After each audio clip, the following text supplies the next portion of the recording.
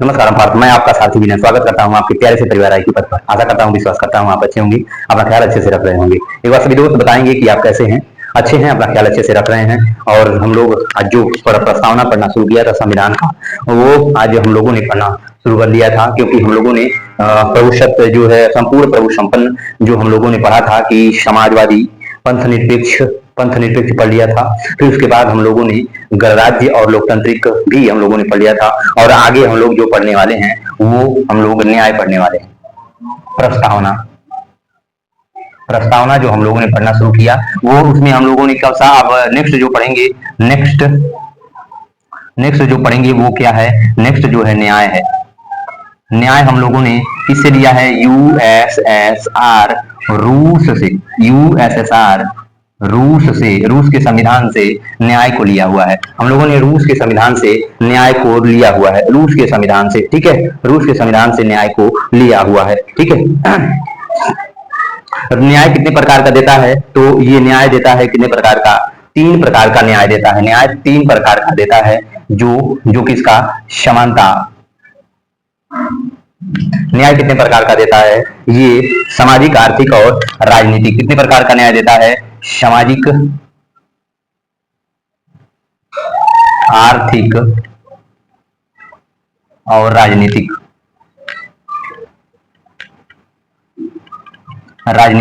ये सामाजिक है। सामाजिक जो मतलब है कि आरक्षण की बात करता है कि समाज में वर्ग को आरक्षण दिया जाएगा। आरक्षण की बात कर रहा है।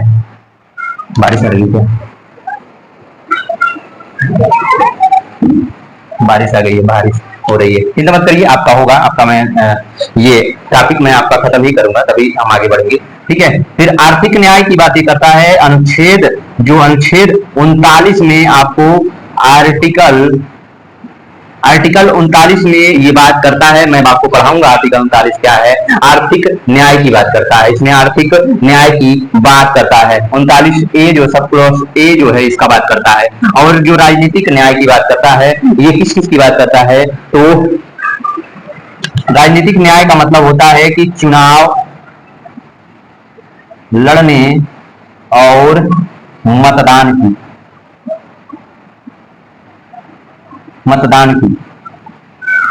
मतदान की जो राजनीति बात करता है कि राजनीति में किसकी न्याय की बात होगी, चुनाव बड़ी स्वतंत्र तरीके से होंगे, न्यायपूर्ण होंगे, और मतदान भी न्यायपूर्ण किए जाएंगे, ठीक है। फिर इसके बाद हम लोग आगे बढ़ते हैं कि उसके बाद ये कहता है कि स्वतंत्रता की बात करता है, स्वतंत्रता की बात करता है। 5 प्रकार की स्वतंत्रता मिलती है हमें। कितने प्रकार की, 5 प्रकार की स्वतंत्रता की बात होती है। 5 प्रकार की स्वतंत्रता की बात होती है, किसकी, तो विचार अभिव्यक्ति, विचार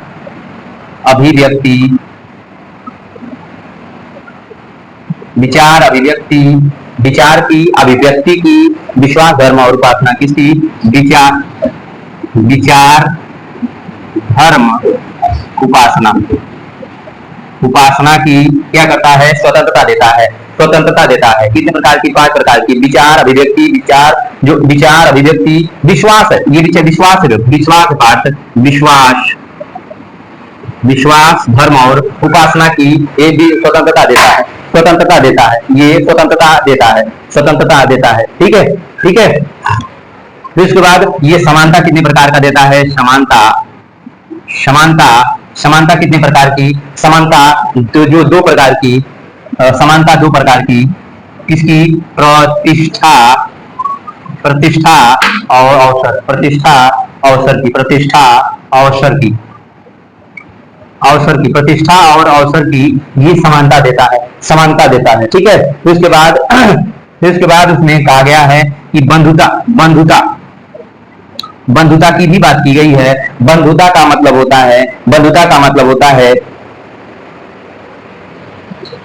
व्यक्ति की गरिमा। बंधुता का मतलब होता है कि व्यक्ति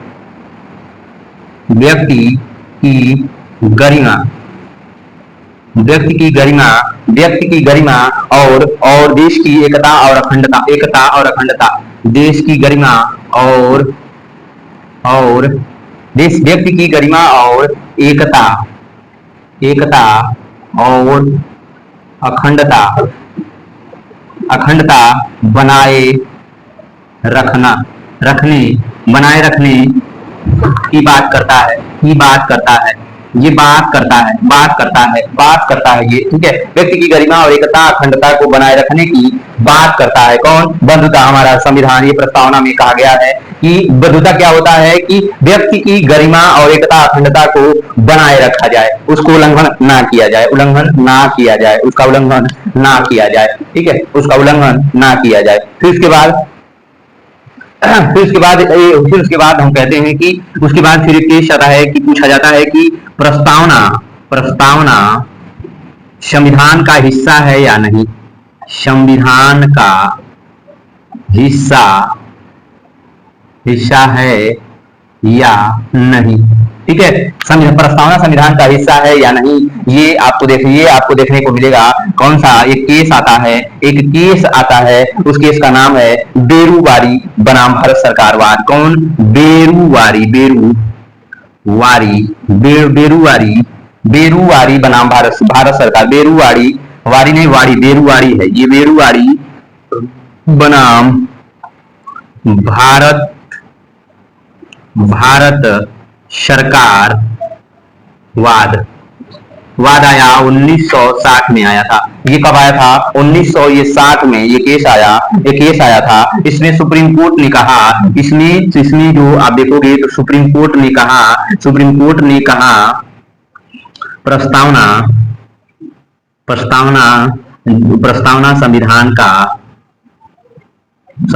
का हिस्सा नहीं है। प्रस्तावना संविधान का हिस्सा, प्रस्तावना संविधान का हिस्सा नहीं है, प्रस्तावना संविधान का हिस्सा नहीं है, हिस्सा नहीं है। इसीलिए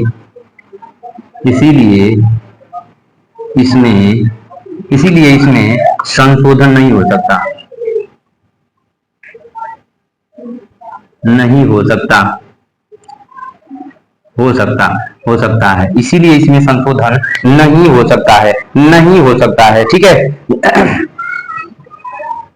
लेकिन यहीं पे नोट करके लिखिएगा, यहीं पे नोट करके लिखिएगा कि लेकिन, यहीं पे कहता है कि लेकिन संविधान की व्याख्या करने के लिए संविधान की व्याख्या करने के लिए प्रस्तावना का हम लोग संविधान की व्याख्या करने के लिए प्रस्तावना का उपयोग कर सकते हैं, प्रस्तावना का उपयोग कर सकते हैं,